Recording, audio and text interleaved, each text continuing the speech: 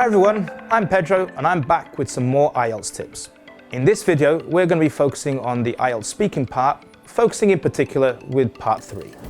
In speaking part 3, you'll have between 4 to 5 minutes to have a discussion with the examiner on issues connected to the topic that you talked about in speaking part 2.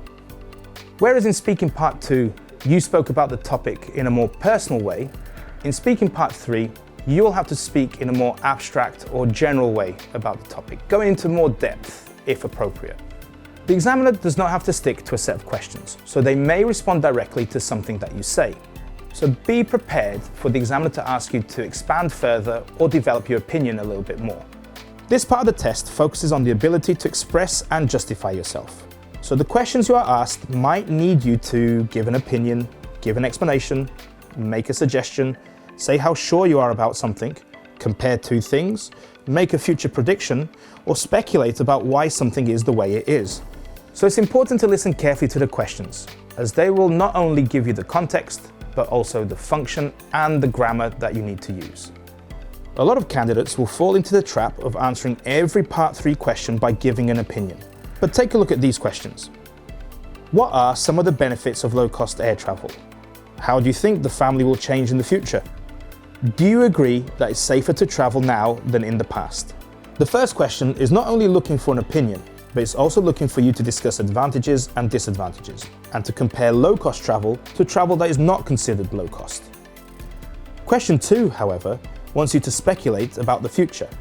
And the final question is asking you to agree or disagree with the statement, while also comparing the past to the present.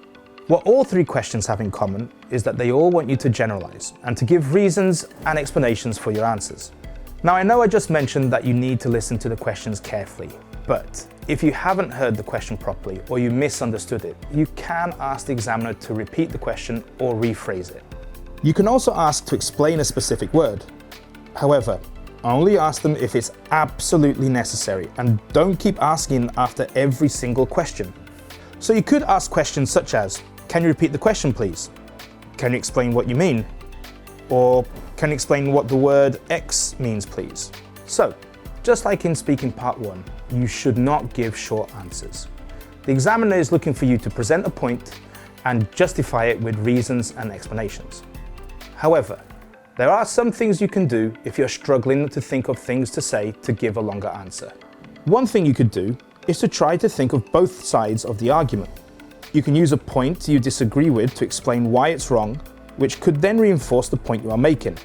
You could also say what other groups in society may think with regards to the topic, and whether you agree with them or not. Try to use phrases such as far as I'm concerned, or generally speaking I believe, to introduce opinions. And tell the examiner that you're introducing a reason or an explanation by using phrases such as one reason for this is, or another explanation could be. However, don't place all your focus on learning or memorizing complex phrases to introduce what you're going to say. The content is still the most important as a way to show how well you use the English language. To finish off, here's a couple of tips that may be short, but are still as important as the ones I've already mentioned. First, remember to link your ideas with appropriate linking words and expressions.